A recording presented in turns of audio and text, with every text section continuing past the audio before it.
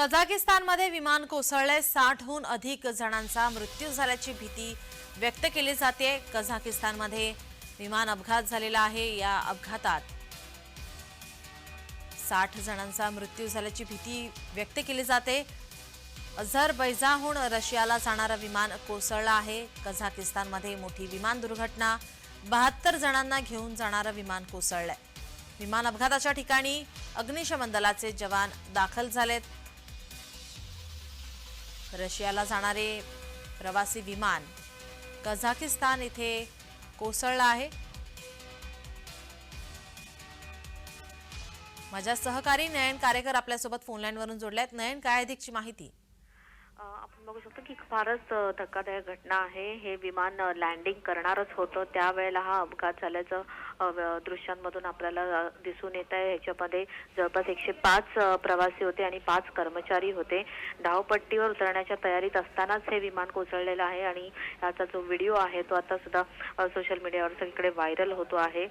नक्की हा अपघात कसा झालेला आहे, कुठे फेलियर झालेला आहे याचा तपास आता सुरू होईल। घटनास्थळावरती सर्व यंत्रणा पोहोचलेली आहे। हा जो अपघात आहे एवढा मोठा होता की पूर्ण विमान कोसळताच पेट घेतलेला आहे। त्याच्यामुळे कोणाचीही वाचण्याची शक्यता फार कमी दिसून येते आहे। आता रेस्क्यू ऑपरेशन त्या ठिकाणी सुरू आहे आणि या रेस्क्यू ऑपरेशन दरम्यान आपण बघू शकतो की पाण्याचा मोठा फवारा इथे मारला जातो आहे आणि त्यातून वाचण्याची शक्यता आहे का याचा शोध घेतला जातोय। आपल्याला माहिती आहे की विमानाच्या आतमध्ये एक यंत्र बसवलेलं असतं, ज्याच्यामध्ये विमानामध्ये जो ऑडिओ असतो तो रेकॉर्ड केला जातो। आता या यंत्राचा वापर करून याचा शोध घेतला जाईल की नक्की बिघाड कुठे झालेला आणि बिघाडाच्या वेळी पायलट आणि विमानाच्या एकूण क्रू मध्ये काय संवाद झालेला आहे। ते यंत्र जर का शाबूत असेल तर त्या यंत्रामधून आपल्याला ही माहिती मिळू शकते की विमानामध्ये नक्की बिघाड कसा झालेला आणि कशा प्रकारे हे विमान कोसळण्यात आलं।